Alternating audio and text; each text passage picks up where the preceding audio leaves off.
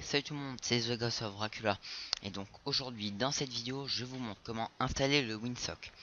Le Winsock est une sorte d'outil pour développer des petites applications web. Après moi je sais pas trop à quoi ça sert car je l'utilise jamais. Et comment connaître son IP en VB. Ce tuto m'a été demandé par Jimmy Demoniac et je le remercie d'être un bon abonné.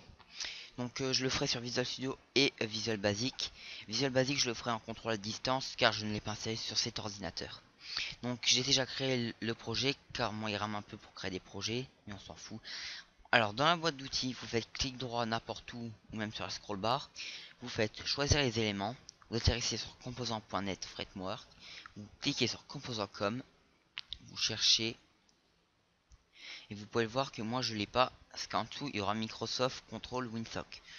Donc moi aussi j'ai créé un nouveau projet sur Visual Basic. Donc vous faites clic droit sur la barre d'outils ou n'importe où aussi, vous faites choisir les éléments. Excusez-moi pour ça. Vous allez dans composant.com. Donc excusez-moi si ça rame un peu.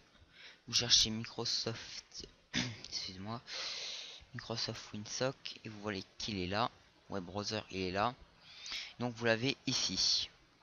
Donc aujourd'hui je vais vous apprendre à faire ça. Moi je ne l'ai pas installé sur Visual Studio.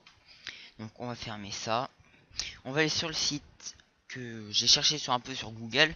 Celui-là est un très bon site. Donc vous cliquez sur le lien. Donc vous atterrissez sur la page, vous descendez et c'est ici.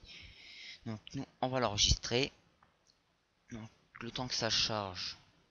Bon, ça charge assez vite. Donc voilà, exécuter. Donc on va laisser charger un peu.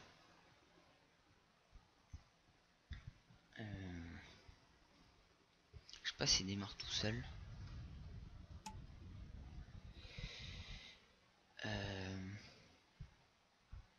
Il est où?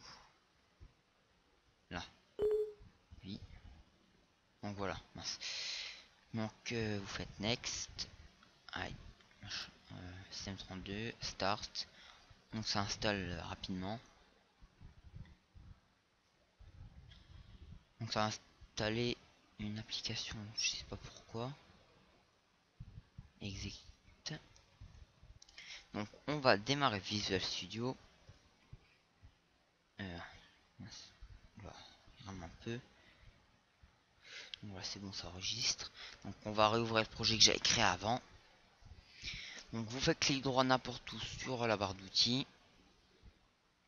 Choisir les éléments. Donc on va laisser charger. Vous allez dans composant.com. Vous descendez. Vous cherchez Microsoft Winsock. Vous cochez. Vous faites OK. Donc voilà, vous l'avez rajouté. On va l'insérer. Donc voilà, on voit que ça s'est rajouté. Donc pour connaître son IP, vous le mettez soit en message box, soit en label. Donc on voit que déjà que ça s'agrandit pas. Et si on démarre le logiciel, donc ça rame vachement je trouve. Vous voyez qu'il n'y a rien alors qu'ici on a quelque chose. Donc il est complètement invisible. Donc, nous on va le mettre en message box. On va double cliquer, on va mettre message box. Votre IP est, je vais juste le mettre en majuscule, IP. On va laisser un espace et Winsock. Donc vous l'avez ici, axwinsock1.ip local IP pardon, j'inverse toujours. et vous fermez la parenthèse. Maintenant, on va marquer end quand on va cliquer sur OK pour pas voir la fenêtre, car ça ne sert à rien. Donc on va le laisser charger. Votre IP est 192.168.130. Donc on va vérifier si c'est vrai. On va aller dans le CMD, IP config. Donc on remonte juste un petit peu et on va avec mon adresse IP, IPv4, c'est 192.168.130. Bon, moi c'est juste à 3 chiffres parce que je suis connecté sur un répéteur Wi-Fi. Donc voilà, c'était The Ghost of Dracula pour un petit tuto. Donc merci Jimmy pour ce tuto et à la prochaine. Salut.